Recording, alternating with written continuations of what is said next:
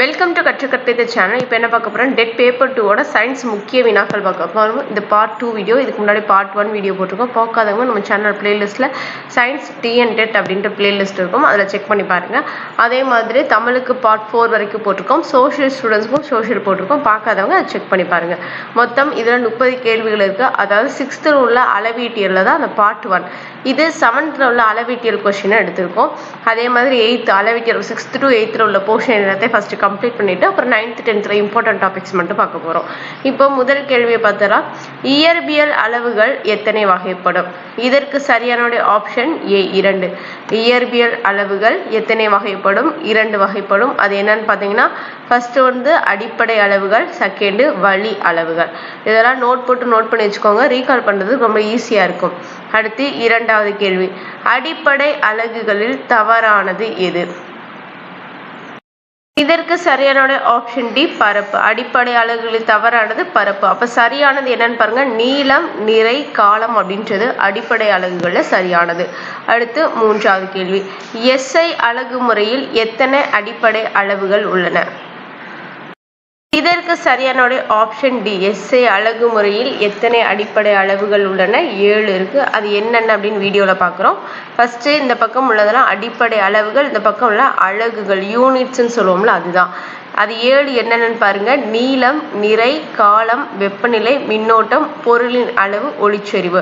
இப்போ அதோட அலகுகள் என்னென்னு பார்க்க போறோம். நீளத்துக்கு மீட்டர் அப்படின்றது அலகு, நிறை அப்படின்றது கிலோகிராம், காலம் அப்படின்றது வினாடி, வெப்பநிலை இந்த 4 தான் ரொம்ப முக்கியம். இது ஈஸியாக நம்ம போட்டுருவோம். வெப்பநிலைக்கு கெல்வின், மின்னோட்டம் அப்படின்றது ஆம்பியர், பொருளின் அளவு அப்படின்றது மோல், ஒளிச்செறிவு அப்படின்றது கேண்டில். அதை நாளே பார்த்து வச்சுக்கோங்க. இதெல்லாம் நம்ம நார்மலாக யூஸ் பண்ணுறது, அதனால நம்மளுக்கு தெரியும். வெப்பநிலை கெல்வின், மின்னோட்டம் ஆம்பியர், பொருளின் அளவு மோல், ஒளிச்செறிவு கேண்டிலா. அடுத்து 4வது கேள்வி. இந்த கேள்வியில் உங்களுக்கு யூஸ்ஃபுல்லாக இருக்குது, நம்ம சேனல் ஹெல்ப்ஃபுல்லாக இருக்குது அப்படின்னு நினச்சிங்கன்னா, சேனலை இப்போதான் புதுசாக பார்க்குறீங்க அப்படின்னா சப்ஸ்கிரைப் பண்ணிக்கோங்க. இந்த வீடியோ உங்களுக்கு பிடிச்சிச்சுன்னா லைக் பண்ணுங்கள், இல்லைன்னா கீழே எஸ் அப்படின்ற கமெண்ட்டை கொடுங்க. அடுத்து 4வது கேள்வி பார்த்துடலாம். கூற்று 1 என்ன கொடுத்துருக்காங்கன்னா, வேறு எந்த இயற்பியல் அளவுகளிலும் குறிப்பிடப்பட இயலாத இயற்பியல் அளவுகள் அடிப்படை அலகுகள் அப்படின்னு சொல்லியிருக்காங்க. அதுக்கு எடுத்துக்காட்டு என்ன? நீளம், நிறை, காலம். அடுத்து கூற்று 2, அடிப்படை அளவுகளை பெருக்கியோ வகுத்தோ அல்லது கணித முறைப்படி இணைத்தோ பெறப்படும் பிற இயற்பியல் அலகுகள் வழி அலகுகள். அதாவது இயற்பியல் அளவுகள் 2 பார்த்தோம், அடிப்படை அளவுகள், வழி அலகுகள். அதோட டெஃபனிஷன் தான் இது சொல்லியிருக்காங்க. இதில் என்ன தவறு அப்படின்னு கேட்டிருக்காங்க. இதற்கு சரியான விடை ஆப்ஷன் சி 2மே சரி. 2மே சரிதான். ஆப்ஷன் சி 2மே சரி. அப்போ கூற்று 2ஐயும் எழுதி வச்சுக்கோங்க. எப்படி எழுதி வச்சுக்கிறேன்? இயற்பியல் அளவுகள்னு ஹெட்டிங் போட்டு, வேறு எந்த இயற்பியல் அளவுகளிலும் குறிப்பிடப்பட இயலாத இயற்பியல் அளவுகள் அடிப்படை அளவுகள். அதுக்கு அடிப்படை அளவுக்கு எடுத்துக்காட்டுனா நீளம், நிறை, காலம். அடுத்து கூற்று 2, அடிப்படை அளவுகளை பெருக்கியோ வகுத்தோ அல்லது கணித முறைப்படி இணைத்தோ பெறப்படும் பிற இயற்பியல் அளவுகள் வழி அளவுகள் எனப்படும். எடுத்துக்காட்டு பரப்பளவு, கன அளவு. அடுத்து 5வது கேள்வி, மின்னோட்டம் அலகுகள் என்ன? மின் ஓட்டம் அப்படின்றத பார்த்தோம். அது என்னன்னு தெரிஞ்சுன்னா கமெண்ட் பாக்ஸில் கமெண்ட் பண்ணுங்க. தெரியாதவங்க முன்னாடி இருக்கு, அதை பார்த்துக்கோங்க. மின்னோட்டம் அலகுகள் என்ன அப்படின்னு கேட்டிருக்காங்க. இதற்கு சரியான விடை ஆப்ஷன் டி கூலும். மின்னோட்டம் அலகுகள் என்ன? Option D coulomb. அடுத்து 6வது கேள்வி, பொருள் ஒன்றின் மேற்புற பகுதியில் அளவு அதன் டேஷ் எனப்படும். பொருள் ஒன்றோட மேற்புற பகுதியோட அளவை எப்படி சொல்லுவோம்னு கேட்டிருக்காங்க. இதற்கு சரியான விடை ஆப்ஷன் ஏ பரப்பளவு. பொருளோட மேற்புற பகுதி என்ன சொல்லியிருக்காங்க, அதோட அளவை பரப்பளவுன்னு சொல்லுவோம்.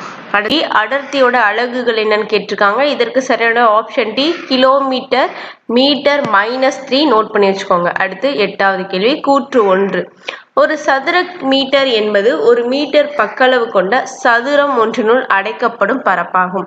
இந்த மாதிரி கேள்வி கேட்டு கூற்றுகளை கேட்கும்போது நம்மளே குழப்பிடுவோம், அதனால இதை நோட் பண்ணி வச்சு படிச்சுக்கோங்க. ஒரு சதுர மீட்டர் என்பது ஒரு மீட்டர் பக்களவு கொண்ட சதுரம் ஒன்றினுள் அடைக்கப்படும் பரப்பாகும். அடுத்து கூற்று 2, பரப்பளவு என்பது சதுர மீட்டரில் குறிப்பிடப்பட்டாலும் பரப்பு சதுர வடிவமாக இருக்க வேண்டிய அவசியமாகும் சொல்லியிருக்காங்க. இதற்கு சரியான விடை என்னன்னு பார்த்தீங்கன்னா ஆப்ஷன் கூற்று 1 சரி, கூற்று 2 தவறு. என்ன தவறு அப்படின்னு பார்த்தீங்கன்னா, இது அவசியம் இல்லைன்னு ஒரு இடத்துக்கிட்ட மாற்றிக்கோங்க. பரப்பளவு என்பது சதுர மீட்டரில் குறிக்கப்பட்டாலும் பரப்பு சதுர வடிவமாக இருக்க வேண்டிய அவசியம் இல்லை அப்படின்றதான் சரியான கூற்று. அடுத்து 9வது கேள்வி, ஒரு முப்பரிமாண பொருள் ஆக்கிரமித்துக் கொள்ளும் இடமே அதன் டேஷ் ஆகும் சொல்லியிருக்காங்க. ஒரு முப்பரிமாண பொருள் ஆக்கிரமித்துக் கொள்ளும் இடமே அதன் ஆப்ஷன் டி கன அளவு. ஒரு முப்பரிமாண பொருள் ஆக்கிரமிச்சு கொள்றதா என்ன சொல்றாங்க, கன அளவு அப்படின்னு சொல்லியிருக்காங்க. அடுத்து 10வது கேள்வி, கூற்று 1 கன அளவோட ஃபார்முலா அடிப்பரப்பு இன்டு உயரம். இது சரி. கூற்று 2 கன அளவின் SI அலகு கனமீட்டர் அல்லது மீட்டர் ஸ்கொயர்னு சொல்லியிருக்காங்க. இதற்கு சரியான விடை கூற்று 1 சரி, கூற்று 2 தவறு அப்படின்றதான் சரியான விடை. இதுக்கு என்ன வரும் அப்படின்னா கன அளவு = அடிப்பரப்பு இன்டு உயரம் அப்படின்றது கரெக்டான கூற்று. கூற்று 2ல என்ன தவறு அப்படின்னா கன அளவின் SI அலகு கனமீட்டர் அல்லது மீட்டர் கியூப்னு வரும். மாத்திக்கோங்க, மீட்டர் கியூப் இப்படித்தான் சில இடங்கள்ல கேட்பாங்க. அடுத்து 11வது கேள்வி, கோளத்தின் கன அளவு என்ன அப்படின்னு கேட்டிருக்காங்க. என்னடா மேக்ஸ் மாதிரி வருதுன்னு பார்த்தீங்களா, இந்த அளவீட்டு எல்லாமே மெஷர்மெண்ட் தானே, ஸோ அப்படிதான் இருக்கும். இதற்கு சரியான விடை option B 4/3 πr cube. πr cube இந்த இது வந்து கியூபுக்கான பொருந்தும், அதாவது கியூப் இதுல வரும், அதை தான் இப்படி போட்டிருக்கேன். சரியா, 4/3 πr கியூப். அடுத்து 12வது கேள்வி, கூற்று 1 திரவங்கள் ஒரு குறிப்பிட்ட இடத்தை ஆக்கிரமித்துக் கொள்கின்றன கொடுத்திருக்காங்க. கூற்று 2 திரவங்கள்ல லிக்யூட், திரவங்களுக்கு நிலையான வடிவம் கிடையாது. கூற்று 3 என்ன சொல்லியிருக்காங்க, திரவங்களின் கன அளவை திடப்பொருள்களின் கன அளவை போல அளவிட முடியும் கொடுத்திருக்காங்க. இதற்கு சரியான விடை என்னன்னு பார்த்தீங்கன்னா கூற்று 1, 2 சரி, 3 தவறு. என்ன 3ல தவறு இருக்கு அப்படின்னு பார்த்தா திரவங்களின் கன அளவை திடப்பொருட்களின் கன அளவை போல அளவிட முடியாது அப்படின்றதான். என்னென்ன ஃபர்ஸ்ட் கூட்டு அப்ப என்ன ரைட்டுன்னு பாருங்க. திரவங்கள் ஒரு குறிப்பிட்ட இடத்தை ஆக்கிரமித்துக் கொள்ளும். திரவம்னா ஒரு தண்ணி ஒரு பாட்டில ஊத்துனா அந்த பாட்டிலோட ஷேப்புக்கு ஆயிருதுல, அப்ப அதை ஒரு இடத்தை ஆக்கிரமிச்சு கொள்ளுது. திரவங்களுக்கு நிலையான வடிவம் கிடையாது. ஒரு கிளாஸ்ல ஊத்துனீங்கன்னா அதோட வடிவத்துல இருக்கும், அதே ஒரு பாட்டில ஊத்துனோம்னா அந்த பாட்டிலோட வடிவத்துக்கு போயிடும். அப்ப அதுக்குன்னு ஒரு நிலையான வடிவம் கிடையாது. 3வது திரவங்களின் கன அளவை திடப்பொருட்களின் கன அளவை போல அளவிட முடியும், கண்டிப்பா அளவிட முடியாது. அதுதான் 3வது தவறு. அடுத்து 13வது கேள்வி, 1 லிட்டர் அப்படின்றது என்னன்னு கேட்டிருக்காங்க. இதற்கு சரியான ஆப்ஷன் சி 1000 cc அல்லது சென்டிமீட்டர் கியூப். 1000 பார்த்து வச்சுக்கோங்க, 100 200 குழப்பும் போது நம்மளுக்கே குழப்பிடும் 1000. அடுத்து 14வது கேள்வி, திரவங்களின் பருமனை அளக்க வேறு சில அலகுகளின் தவறானது எது? இதற்கு சரியான ஆப்ஷன் டி கேண்டிலா. கேண்டிலா அப்படின்றது என்னன்னு பார்த்தோம் அப்படின்னா தெரிஞ்சுன்னா கமெண்ட் பாக்ஸ்ல கமெண்ட் பண்ணுங்க. திரவங்களின் பருமனை அளக்க வேறு சில அலகுகளில் தவறானது என்ன? கேண்டிலா. கேண்டிலா அப்படின்றது SI யூனிட், SI அலகு முறையில வரும். அடுத்து இதுக்கு சரியானது என்னென்னு பார்த்தோம்னா கேலன், அவுன்ஸ், குவாட். இது 3மே திரவங்களின் பருமனை அளக்கிறதுக்கு யூஸ் பண்ற 3. என்ன? Gallon, ounce, quartz. இதெல்லாம் ஒரு பாக்ஸ் கொஸ்டின், நம்ம பாக்ஸை மிஸ் பண்ணிடுவோம், நல்லா பார்த்து வச்சுக்கோங்க. அடுத்து 15வது கேள்வி, 1 கேலன் என்பது டேஷ் அப்படின்னு கேட்டிருக்காங்க. இதற்கு சரியான ஆப்ஷன் ஏ 3785 மில்லிமீட்டர். மில்லி லிட்டர்னு கொடுக்கலாம், இல்லை லிட்டர் மட்டும் கொடுக்கலாம், அதெல்லாம் பார்த்து வச்சுக்கோங்க. ஒரு கேலன் என்பது 3785 மில்லி லிட்டர். அப்போ ஒரு அவுன்ஸ் அப்படின்றது 30 மில்லி லிட்டர். ஒரு அவுன்ஸ் அப்படின்றது 30 மில்லி லிட்டர். ஒரு குவார்ட் அப்படின்றது 1 லிட்டர். கவனிச்சு வச்சுக்கோங்க, இதெல்லாம் ரொம்ப இம்பார்ட்டன்ட், இதெல்லாம் பாக்ஸ் கொஸ்டின். அப்போ ஒரு கேலன் அப்படின்றது 3785 மில்லி லிட்டர். ஒரு அவுன்ஸ் அப்படின்றது 30 மில்லி லிட்டர். ஒரு குவார்ட் அப்படின்றது 1 லிட்டர். இப்படி ரிப்பீட்டடாக சொல்ல ஆட்டோமேட்டிக்காக படிக்கவே தேவையில்லை, உங்கள் மைண்டில் நின்றும். அடுத்து ஜஸ்ட் ரீகால் பண்ணாலே போதும். அடுத்து 16வது கேள்வி,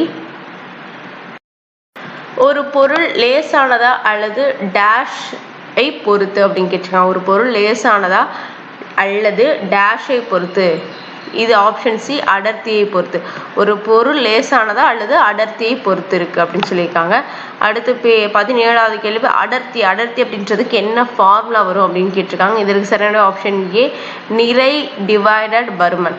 நிறை பை பருமன். அடர்த்தி அப்படின்றதுக்கு நிறை பை பருமன் அப்படின்றத விடை. அடுத்து 18வது கேள்வி, அடர்த்தியின் SI அலகு என்ன? அடர்த்தியோட SI அலகு. இப்போ அடர்த்தி வச்சு என்னென்ன கொஸ்டின் வருதுமாங்க? அடர்த்தி அப்படின்னா நிறை பை பருமன் அப்படின்றது ஃபார்முலா.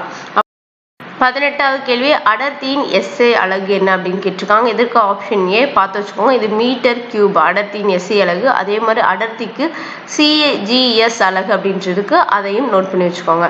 அடுத்து 19வது கேள்வி, கூற்று 1, அதிக அடர்த்தி கொண்ட பொருட்கள் அடர்வு மிகு பொருட்கள் எனப்படுகின்றன. ஆப்ஷன் கூற்று 2, குறைந்த அடர்த்தியை கொண்ட பொருட்கள் அடர் குறைவு பொருட்கள் அப்படின்னு சொல்லப்படுது.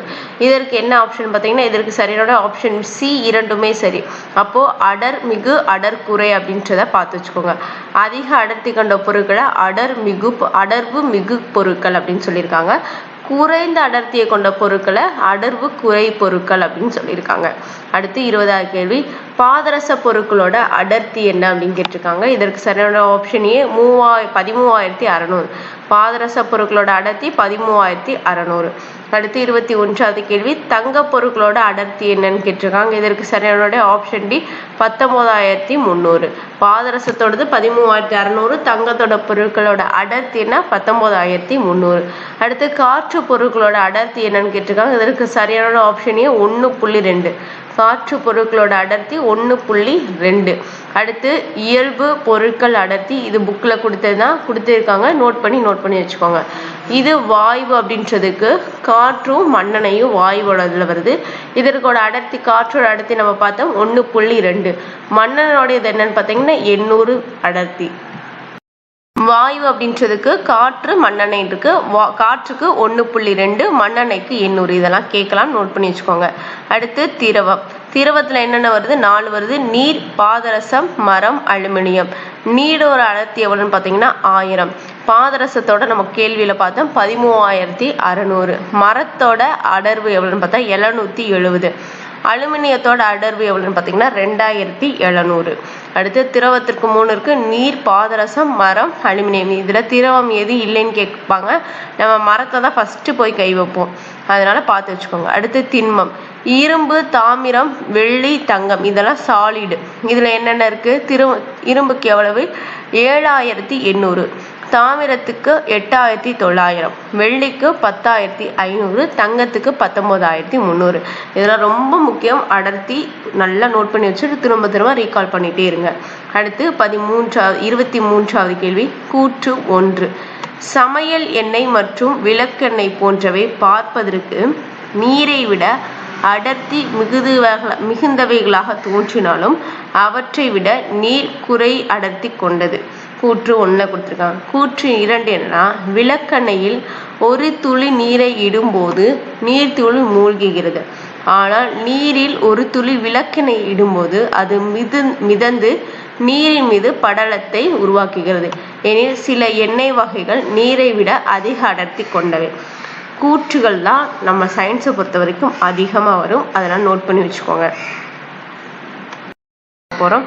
இதற்கு என்ன சொல்லியிருக்காங்க? நீரோட குறை அடர்த்தி கொண்டதுன்னு சொல்லியிருக்கோம். அந்த நீர் அதிக அடர்த்தி கொண்டது அப்படின்றது சரியான விடை. சமையல் எண்ணெய் மற்றும் விளக்கெண்ணெய் போன்றவை பார்ப்பதற்கு நீரை விட அடர்த்தி மிகுந்தவையாக தோன்றினாலும் அவற்றை விட நீர் அதிக அடர்த்தி கொண்டது. எதை விட? எண்ணெய், சமையல் எண்ணெயும் விளக்கெண்ணையை விட நீரோட அடர்த்தி அதிகம். அதைத்தான் இந்த கூற்று 1ல சொல்லியிருக்காங்க. அடுத்து 24வது கேள்வி, விளக்கெண்ணெயின் அடர்த்தி என்ன? இது ஃபுல்லாக அடர்த்தியாக தான் இந்த பாடம் ஃபுல்லாக இருக்குது. ஸோ நோட் பண்ணி வச்சு தனித்தனியாக படிச்சுக்கோங்க. விளக்கெண்ணெயில் அடர்த்தி என்னன்னு கேட்டிருக்காங்க. இதற்கு சரியான ஆப்ஷன் பி 961. அடுத்து 25வது கேள்வி, நெப்டியூன் சூரியனிலிருந்து எத்தனை வானியல் அலகு தொலைவில் உள்ளது? நெப்டியூன் சூரியனிலிருந்து எத்தனை வானியல் அலகு தொலைவில் உள்ளது? இதற்கு சரியான ஆப்ஷன் சி 30. அதாவது எப்படின்னா, வானியல் அலகுன்னு என்னன்னா, நெப்டியூன் சூரியனிலிருந்து பூமியை விட 30 மடங்கு தொலைவில் இருக்குது அப்படின்னு சொல்லியிருக்காங்க. அடுத்து 26வது கேள்வி, கீழ்கண்டவற்றுள் தவறானது என்னன்னு கேட்டிருக்காங்க. ஃபர்ஸ்ட் ஆப்ஷன் என்னன்னு கொடுத்துருக்காங்க பாருங்க. பூமிக்கும் சூரியனுக்கும் இடையே உள்ள தொலைவு சுமார் 147.1 மில்லியன் கிலோமீட்டர் ஆகும். எதுக்கு? பூமி, இது பூமி, இது சூரியனா, இதுக்குள்ள தொலைவு எவ்வளோனா 147.1. நோட் பண்ணி வச்சுக்கோங்க. இப்பெல்லாம் படம் போட்டு நோட் பண்ணிங்கன்னா புரியும். நம்ம பாடத்தை பார்த்துட்டு அடுத்து புக் எடுத்து பார்த்தீங்கன்னா நல்லா புரியும். பூமிக்கும் சூரியனுக்கும் இடையே உள்ள தொலைவு மிக அதிகமாக இருக்கும். சுமார் 155.1 மில்லியன் கிலோமீட்டர் ஆகும். மூன்றாவது, பூமிக்கும் சூரியனுக்கும் இடையே உள்ள சராசரி தொலைவு 149.6 மில்லியன். இதெல்லாம் புக்கில் கொடுத்ததான் அப்படியே கொடுத்துருக்கேன் நான் கூற்றா. அடுத்து நான்காவது, பூமிக்கும் சூரியனுக்கும் இடையே உள்ள தொலைவு மிக அதிகமாக இருக்கும். சுமார் 152.1 மில்லியன் கிலோமீட்டர் ஆகும். இதில் என்னென்னு தப்புன்னு பார்த்தீங்கன்னா ஆப்ஷன் பி தான் தப்பு. என்ன தப்பு அப்படின்னா இதுதான் இந்த ஆப்ஷனில் இருக்கு பாருங்க, சரியாக திருத்தி 152.1 மில்லியன் கிலோமீட்டர். அப்போ மிச்சம் 3மே கரெக்டு. 3 கரெக்டு என்னென்ன அப்படின்றத பார்த்து நோட் பண்ணி வச்சுட்டு படிச்சுக்கோங்க அடிக்கடி. அடுத்து 27வது கேள்வி, ஒரு வானியல் அலகு என்பது டேஷுக்கும் இடையே உள்ள சராசரி அப்படின்னு கேட்டிருக்காங்க. இதற்கு சரியான ஆப்ஷன் பி, ஆப்ஷன் ஏ பூமி சூரியன். ஒரு வானியல் அலகு அப்படின்றது பூமிக்கும் சூரியனுக்கும் இடையே உள்ள சராசரின்னு சொல்லியிருக்காங்க. 28வது கேள்வி, கூற்று 1 என்ன சொல்லியிருக்காங்க? சூரிய குடும்பத்திற்கு மிக அருகில் அமைந்துள்ளவின் ப்ராக்சிமா சென்டாரி. சூரிய குடும்பத்திற்கு மிக அருகில் அமைந்துள்ளது விண்மீன் வரும். இந்த இடத்துல மிஸ் ஆயிருக்கு, பார்த்து வச்சுக்கோங்க. விண்மீன் என்ன? Proxima Centauri. அதோட கூற்று 2 என்ன கொடுத்துருக்காங்க? இதோட தொலைவு 2,68,770 அப்படின்னு சொல்லியிருக்காங்க. இதற்கு சரியான 2மே சரி. அப்போது சூரிய குடும்பத்திற்கு மிக அருகில் அமைந்துள்ள விண்மீன் ப்ராக்சிமா சென்டாரி அப்படின்றது. இதோட தொலைவு 2,68,770 வானியல் அலகு. நோட் பண்ணி வச்சுக்கோங்க. அடுத்து 29வது கேள்வி, விண்வெளி ஆராய்ச்சியாளர்கள் மிக நீண்ட தொலைவுகளை அளவிட டேஷ் என்னும் ஒரு தனித்தன்மை வாய்ந்த அலகினை பயன்படுத்துகின்றனர். இதற்கு சரியான ஆப்ஷன் பி, ஒளி ஆண்டு. விண்வெளி ஆராய்ச்சிகள் மிக நீண்ட தொலைவில் அளவிடுறதுக்கு ஒளி ஆண்டு அப்படின்ற ஒரு தனித்தன்மை வாய்ந்த அலகை யூஸ் பண்ணியிருக்காங்க. அடுத்து 30வது கேள்வி, வெற்றிடத்தில் ஒளியின் வேகம் என்னன்னு கேட்டிருக்காங்க. இதற்கு சரியான ஆப்ஷன், அந்த ஆப்ஷனே கொடுக்கல, 3 × 10⁸ மாற்றிக்கோங்க. இது 8 வரும். மீட்டர் டிவைடட் வி, அதாவது 3 × 10⁸ மீட்டர் டிவைடட் வி. இது அடிக்கடி ரிப்பீட்டடாக கேட்ட ஒரு கொஸ்டின் டேட்டில். ஸோ நோட் பண்ணி வச்சுக்கோங்க. வெற்றிடத்தில் ஒளியின் வேகம் 3 × 10⁸ மீட்டர் பை வினாடி. இந்த வீடியோ உங்களுக்கு யூஸ்ஃபுல்லாக இருக்குன்னு நினச்சிங்கன்னா நம்ம கமெண்ட் பாக்ஸில் எஸ் அப்படின்ற கமெண்ட் கொடுங்க. இந்த வீடியோக்கு ஒரு லைக் கொடுங்க. அப்போ தான் நாங்கள் நிறைய சயின்ஸ் வீடியோ போடுறதுக்கு யூஸ்ஃபுல்லாக இருக்கும். இது 7வது வகுப்பில் உள்ள அளவீட்டியல் அப்படின்ற பாடத்துலேருந்து எடுக்கப்பட்டது. இதுக்கு முன்னாடி பார்ட் 1 6வது உள்ள அளவீட்டியல், 8வது அளவீட்டியலான கொஷின் அடுத்து. இதில் பேலன்ஸ் கொஞ்சம் இருக்குது. 8வது அளவீட்டியம் சேர்த்து போட்டு அப்புறம் 3க்கும் உள்ள புக் பேக்கெல்லாம் நாங்கள் கொடுக்குறோம். இதே மாதிரி கொடுக்கலாம் அப்படின்னு நினச்சிங்கன்னா அதையும் சொல்லுங்கள். இல்லை எங்களுக்கு டேர்ம் வைஸாக கொடுங்க அப்படின்றதுனால உங்களோட கருத்து என்ன அப்படின்றது வீடியோக்குள்ளே பதிவிடுங்க. இந்த வீடியோ பிடிச்சிருச்சுன்னா லைக் பண்ணுங்கள், ஷேர் பண்ணுங்கள், சப்ஸ்கிரைப் பண்ணிக்கோங்க. நன்றி.